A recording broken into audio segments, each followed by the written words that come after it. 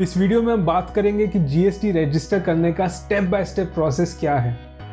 उसके अलावा हम ये भी बात करेंगे कि जीएसटी फाइल करने के लिए क्या डॉक्यूमेंट्स रिक्वायर्ड है, क्या कॉस्ट है और क्या आपको जीएसटी फाइल करना कंपलसरी है भी या नहीं। तो आइए शुरू करते हैं।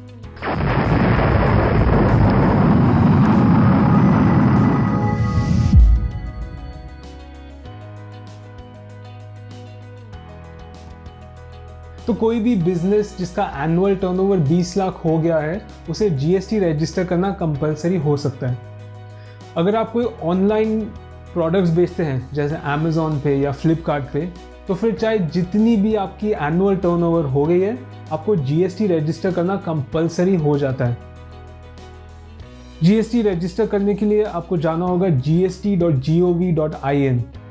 अगर आप खुद से रजिस्टर करते हैं तो ये प्रोसेस बिल्कुल फ्री है। अगर आप कोई सीए या किसी अनऑफिशियल वेबसाइट पे रजिस्टर करते हैं तो आपको रजिस्ट्रेशन चार्ज या प्रोफेशनल फीस चार्ज हो सकती है।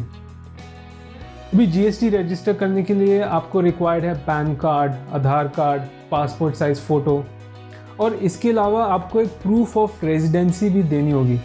अब ये प्रूफ ऑफ रेजिडेंसी के लिए आप इलेक्ट्रिसिटी बिल दे सकते हैं या रेंट अग्रीमेंट दे सकते हैं। अगर इलेक्ट्रिसिटी बिल या रेंट अग्रीमेंट आपके खुद के नाम पे नहीं है तो फिर आपको एक लेटर ऑफ कंसेंट देना होगा। अब लेटर ऑफ कंसेंट कैसे प्रिपेयर करते हैं, अगर आपके दिमाग में डाउट है तो आप प्लीज़ कमेंट्स में पूछ लेना, मैं आपको बता दूंगा। तो आइए अभी देखते हैं जीएसटी रजिस्टर करने का स्टेप बाय स्टेप प्रोसेस क्या है। तो सबसे पहले हमें जाना है gst.gov.in पे। यहाँ पे हमारे पास गुड्स एंड सर्विस टैक्स की ऑफिशियल वेबसाइट आ जाएगी। तो यहाँ पे हमें जाना है सर्विसेज पे जाना है रजिस्ट्रेशन और रजिस्ट्रेशन के नीचे न्यू रजिस्ट्रेशन के ऊपर क्लिक करना है। तो हमारे सामने अभी रजिस्ट्रेशन फॉर्म आ जाएगा। तो सबसे पहले हम सेलेक्ट कर लेंगे आई एम उसके अंडर टैक्स पेयर सेलेक्ट कर लेंगे। फिर नीचे हमें सेलेक्ट करना है स्टेट पे हमें ये ध्यान रखना है कि हमें वो स्टेट सेलेक्ट करना है जहाँ पे हमारा बिजनेस लोकेटेड है, बल्कि वो स्टेट नहीं जहाँ पे हम खुद लोकेटेड हैं। तो फॉर एग्जांपल अगर आपका बिजनेस दिल्ली में लोकेटेड है और आप खुद राजस्थान के हैं, फिर आप स्टेट में दिल्ली सेलेक्ट करेंगे। उसके बाद हम डिस्ट्रिक्ट सेलेक्ट कर लेंगे। तो दिल्ली स्टेट सेलेक्ट किया तो दिल्ली स्टेट में कौन से डिस्ट्रिक्ट पे है वो सेलेक्ट कर देना है हमें यहाँ पर। फिर हमें legal name of the business डालना है। तो अगर हम प्रोप्राइटर हैं तो फिर हमें खुद का नाम डालना पड़ेगा। हमारा नाम जो सेम जैसे पैन कार्ड के ऊपर जैसा हमारा नाम है वही सेम टू सेम हमें यहाँ पर एंटर करना पड़ेगा। फिर उसके बाद हमें हमारा परमानेंट अकाउंट नंबर या पैन नंबर एंटर करना पड़ेगा यहाँ पे। फिर हम हमारा ईमेल आईडी एंटर कर लेंगे यहाँ पर। उसके नीचे हम एंटर कर लेंगे मोबाइल नंबर। उसके बाद हमें कैप्चा फिल करना है। जो कैप्चा में जो नंबर्स दिख रहे हैं वही सेम टू सेम नंबर्स यहाँ बॉक्स में डाल के फिर हम प्रोसीड के ऊपर क्लिक कर सकते हैं। फिर हमने जो मोबाइल और ईमेल एंटर किया था उसके ऊपर ओटीपी आ जाएगा। तो जो ओटीपी मोबाइल पे आ गया वो हमें यहाँ एंटर करना है और जो ओटीपी ईमेल में आएगा वो हमें यहाँ पे नीचे एंटर करना है। उसके बाद हम प्रोसीड के ऊपर क्लिक कर देंगे। फिर हमें मैसेज आएगा कि हमारा पार्ट ए सबमिट हो गया और हमारा टेम्प्रेरी रेफरेंस नंबर या टीआरएन मिल गया। उसके बाद हम प्रोसीड के ऊपर क्लिक कर देंगे। फिर यहाँ पर हमें टीआरएन नंबर लिखना पड़ेगा। तो जो हमें टीआरएन नंबर पहले मिला था वो हम कॉपी करके यहाँ पेस्ट कर सकते हैं। उसके बाद नीचे हमें कैप्चा में जो भी कैरेक्टर्स दिख रहे हैं वो कैरेक्टर्स हमें टाइप करके फिर हम प्रोसीड के ऊपर क्लिक कर सकते हैं। फिर एक ओटीपी नंबर है जो हमें मोबाइल और ईमेल दोनों के आएगा। तो हम ईमेल में जो ओटीपी है वो कॉपी करके यहाँ पे पेस्ट कर देंगे और ओटीपी लिखने के बाद हम प्रोसीड के ऊपर क्लिक कर देंगे। उसके बाद हमें क्रिएशन डेट दिख जाएगा, फॉर्म नंबर दिखेगा, form description, expiry date, status, ये सब दिखेगा। तो जो एक्सपायरी डेट लिखा है उस एक्सपायरी डेट से पहले हमें ये फॉर्म को कंप्लीट करना होगा। तो अभी फॉर्म कंप्लीट करने के लिए हम यहाँ पे एक्शन के ऊपर क्लिक कर देंगे। तो अभी सबसे पहले हमें हमारे बिजनेस के डिटेल्स एंटर करना पड़ेगा। तो जैसे आप देख रहे हैं लीगल नेम ऑटोमेटिकली आगे अपने आप आ गया है। पैन नंबर भी अपने आप आ गया है। फिर हमें ट्रेड नेम लिखना पड़ेगा, आपका जो बिज़नेस का नाम क्या है वो आपको लिखना पड़ेगा ट्रेड नेम पे। और फिर हमें लिखना पड़ेगा कॉन्स्टिट्यूशन ऑफ बिज़नेस। अगर हमारा प्रोप्राइटरशिप है तो प्रोप्राइटर पे हम क्लिक कर सकते हैं, अगर पार्टनरशिप है तो फिर पार्टनरशिप पे क्लिक कर सकते हैं। तो फिर स्टेट अपने आप आ जाएगा और हमें यहाँ पे डिस्ट्रिक्ट सेलेक्ट करना पड़ेगा कि हमारा डिस्ट्रिक्ट क्या है। फिर नेक्स्ट हमें सेक्टर, सर्कल, वार्ड, चार्ज या फिर यूनिट हमें सेलेक्ट कर देना है। फिर हमें जुरिस्डिक्शन सेलेक्ट करना होगा, तो हमारा जुरिस्डिक्शन कहाँ पे आता है एग्जैक्टली उसके हमें डिटेल्स देने पड़ेंगे।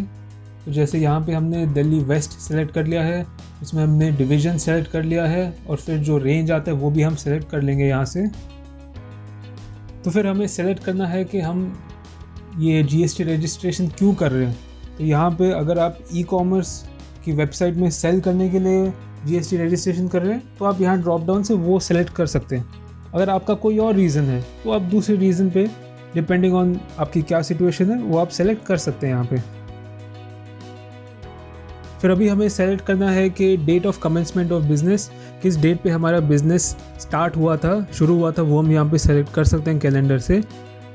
और फिर हमें सेलेक्ट करना है कि किस डेट पे हमारी लाइबिलिटी हुई थी GST रजिस्टर करने के लिए। ऐसा कौन सा डेट है जहाँ पे हमें ज़रूरत पड़ी है कि GST रजिस्टर करना है, कब से GST रजिस्टर करने का रिक्वायरमेंट हो गया वो हम यहाँ पे सेलेक्ट कर सकते हैं। इसके बाद टाइप ऑफ रजिस्ट्रेशन में हम सेलेक्ट कर लेंगे टेम्पररी ID। फिर टेम्पररी ID का नंबर हम यहाँ पे डाल देंगे, जो हो गया हमारा TRN नंबर, वो यहाँ पे पेस्ट कर देंगे। फिर जो डेट ऑफ रजिस्ट्रेशन है वो कैलेंडर से हम सेलेक्ट कर लेंगे आज की डेट। उसके बाद हम क्लिक कर सकते हैं सेव एंड कंटिन्यू के ऊपर। उसके बाद हमें देने हैं प्रोप्राइटर के डिटेल्स। तो सबसे पहले पर्सनल इन्फॉर्मेशन, तो नेम ऑफ प्रोप्राइटर आ जाएगा। सबसे पहले हम नेम एंटर करना है, first name, middle name, last name. तो उसके बाद हमें एंटर करना है name of father, first name, middle name, last name.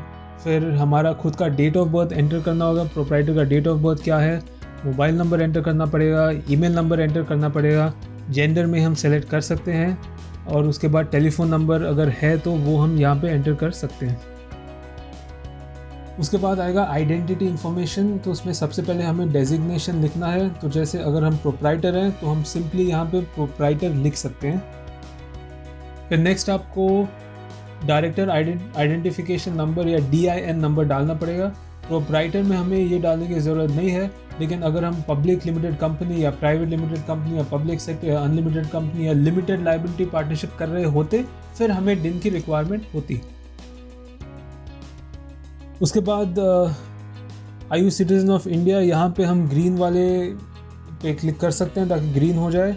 फिर पैन नंबर हमें एंटर करना है नीचे। पैन नंबर के बाद पासपोर्ट नंबर अगर हम देना चाहते हैं तो हम दे सकते हैं, और आधार कार्ड भी सिमिलरली अगर हम देना चाहें तो हम आधार कार्ड नंबर यहाँ नीचे एंटर कर सकते हैं। फिर अभी नेक्स्ट स्टेप है रेजिडेंशियल एड्रेस। तो आपका जो परमानेंट रेजिडेंशियल एड्रेस है, जहाँ आप परमानेंटली रहते हैं, उसका आपको एड्रेस देना पड़ेगा।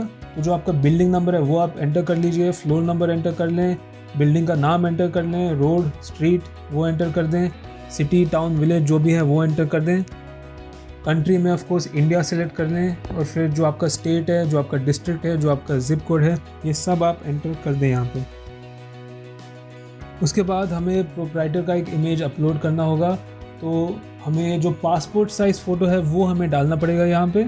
उसमें एक चीज़ आपको ध्यान रखनी है कि जो फ़ोटो है उसका JPG फॉर्मेट होना चाहिए, और उसका जो मैक्सिमम साइज़ है वो 100 KB से ज़्यादा नहीं होना चाहिए। उसके बाद है अदर इन्फॉर्मेशन में ऑल्सो ऑथराइज सिग्नेटरी। तो अगर पार्टनर है उनका सिग्नेचर इम्पॉर्टेंट है बिजनेस के लिए तो हम इसको टिक कर सकते हैं। फिर आगे हमें सिग्नेचर अपलोड भी करना पड़ेगा। इसके बाद हम सेव एंड कंटिन्यू के ऊपर क्लिक कर देते हैं। अब क्योंकि हमने पहले ऑथराइज सिग्नेटरी क्लिक किया था तो फिर यहाँ पे उनका डिटेल्स भी एंटर करना होगा, और हम यहाँ पे first option primary authorise signatory के ऊपर हम क्लिक कर सकते हैं। क्योंकि हमारा प्रोप्राइटर ही प्राइमरी ऑथराइज सिग्नेटरी है तो सारे डिटेल्स अपने आप फिलअप हो जाते हैं। तो यहाँ पे हम नीचे देख सकते हैं कि proof of authorise signatory is not required for proprietor. तो क्योंकि जो प्रोप्राइटर है वो ऑलरेडी ऑथराइज सिग्नेटरी है, तो इसलिए हमें उसका प्रूफ कोई रिक्वायर्ड नहीं है। तो हम डायरेक्टली नेक्स्ट स्टेप पे जा सकते हैं, सेव एंड कंटिन्यू के ऊपर हम क्लिक कर सकते हैं। तो नेक्स्ट आपको पूछेगा कि आपका कोई बिजनेस में कोई है जो कोई ऑथराइज रिप्रेजेंटेटिव है, कोई है जो आपके बिजनेस को रिप्रेजेंट करता है। अगर कोई है तो फिर आप इसको क्लिक कर सकते हैं और आपको उसकी डिटेल्स यहाँ पर देने होंगे, और अगर नहीं है तो फिर आप यहाँ पे ऑफ रखेंगे और उसके बाद हम क्लिक कर देंगे सेव एंड कंटिन्यू के ऊपर। और फिर आपको प्लेस ऑफ बिजनेस के डिटेल देने पड़ेंगे, एड्रेस देना पड़ेगा। तो जो आपका बिल्डिंग नंबर है वो आपको देना है, फ्लोर नंबर देना है, नेम ऑफ प्रेमाइज बिल्डिंग देना है, road number, city, state, district, pin code, ये सारी डिटेल्स आपको एंटर करनी होगी। उसके बाद हमें सेलेक्ट करना होगा nature of possession of premise. तो जो प्रेमाइज है जहाँ पे हम हमारा बिजनेस रन करना चाहते हैं उसका क्या नेचर है, क्या वो लीज्ड है, क्या वो हमारा खुद का वो प्रेमाइस है, क्या वो रेंटेड है, क्या वो शेयर्ड है। तो जो भी है वो हम यहाँ पे सेलेक्ट कर सकते हैं। तो जैसे अगर ये जो प्रेमाइस है वो रेंटेड है तो हम रेंटेड के ऊपर क्लिक कर सकते हैं। फिर हमें प्रूफ देना पड़ेगा हमारे प्लेस ऑफ बिजनेस का। तो अगर इलेक्ट्रिसिटी बिल है हमारे नाम पे हम वो दे सकते हैं, अगर कोई रेंट या लीज अग्रीमेंट है वो दे सकते हैं हम, जो भी हमारा प्रूफ है वो हम यहाँ पे दे सकते हैं। तो यहाँ पे हम चूज़ फाइल के ऊपर क्लिक करके यहाँ पे हम अपलोड कर सकते हैं जो भी हमारा प्रूफ है। उसके बाद हमें नेचर ऑफ बिज़नेस सेलेक्ट करना पड़ेगा, हमारे बिज़नेस का क्या नेचर है वो हमें टिक करना होगा यहाँ पे। तो आपका जो भी बिज़नेस है, अगर आपका कोई फैक्ट्री है, अगर आपका लीजिंग का बिज़नेस है, अगर आपका रिटेल का बिज़नेस है, वेयर हाउस है, होलसेल है, तो जो भी है वो आप यहाँ पे सिलेक्ट कर सकते हैं। और अगर आपका कोई एडिशनल प्लेस है बिज़नेस का, अगर आपका बिज़नेस कोई और लोकेशन में भी है तो फिर आप ये एडिशनल प्लेस ऑफ बिज़नेस के ऊपर क्लिक कर सकते हैं। और उसके बाद हम क्लिक करेंगे सेव एंड कंटिन्यू पे। तो इसके बाद आ जाएगा कि अगर आपका कोई एडिशनल प्लेस ऑफ बिज़नेस है तो आप प्रिंसिपल प्लेस ऑफ बिज़नेस पे जाके आप ऐड कर सकते हैं। तो उसके लिए हम बैक पे जाके ऐड कर सकते हैं अगर हमें कोई एडिशनल प्लेस ऐड करना है तो उसके बाद हम यहाँ पे कंटिन्यू क्लिक कर देंगे। फिर आप जो भी बिज़नेस कर रहे हैं उस पर गुड्स प्रोवाइड करते हैं तो गुड्स पे जाके हम चूज़ कर सकते हैं, एंटर कर सकते हैं। अगर हम सर्विसेज प्रोवाइड करते हैं तो सर्विसेज पे जाके हम सर्विसेज एंटर कर सकते हैं। तो अगर आप गुड्स पे क्लिक करें तो आपको 5 गुड्स एंटर करने पड़ेंगे, टाइप करने पड़ेंगे। और अगर आपको HSN नंबर पता है या HSN कोड पता है तो आप HSN कोड से भी सर्च करके उस पर क्लिक कर सकते हैं। तो फॉर एग्ज़ाम्पल अगर आप शूज़ बेचते हैं तो आप शूज़ एंटर करके आप इसके ऊपर क्लिक कर सकते हैं और ये आ जाएगा नीचे। तो इसी तरह आपको कोई भी 5 आइटम्स यहाँ पे एंटर करना है, गुड्स यहाँ पे एंटर करना है। तो जब आपने 5 गुड्स ऐड कर दिए उसके बाद आप सेव एंड कंटिन्यू के ऊपर क्लिक कर सकते हैं। उसके बाद हमें स्टेट स्पेसिफिक इंफॉर्मेशन देनी होगी, और क्योंकि ये ज़रूरी नहीं है हम सेव एंड कंटिन्यू के ऊपर क्लिक कर सकते हैं। उसके बाद हम ये टिक के ऊपर क्लिक कर देंगे। ये हम डिक्लेयर कर रहे हैं कि जो भी हमने इन्फॉर्मेशन अभी तक दी है वो बिल्कुल करेक्ट है और हमने कुछ भी छुपाया नहीं है। Nothing has been concealed. और हम नेम ऑफ ऑथराइज सिग्नेटरी में से जो भी हमने ऑथराइज सिग्नेटरी ऐड किया था उसका हम नाम सेलेक्ट कर सकते हैं।